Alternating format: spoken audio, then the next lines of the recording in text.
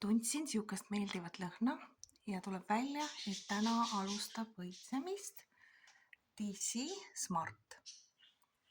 Ja kus ma seda siis näen, on siis need õied.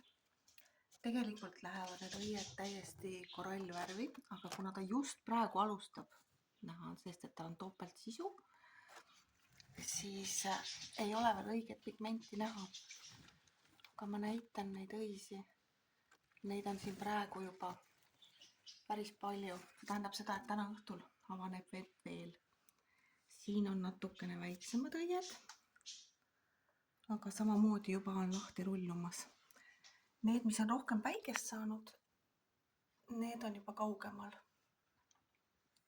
Nii et siin on lähipäevadel oodata sihukest suurt lõhna plahvatust.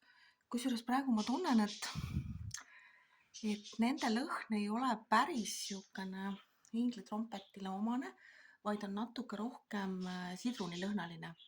Et ma olengi avastanud, et on lõhnasid natukene erinevaid ja praegult on selle lõhn ongi sihuke sidruniline, mitte ei ole, kuidas ma ütleksin, piibelehe lõhn on muidu, et kui need hästi palju õitsevad, siis on kohe ikka kõva lõhn on üleval, et ma loodangi, et siin saab ikka hingata ka kodus, kui nad kõik lahti minema hakkavad.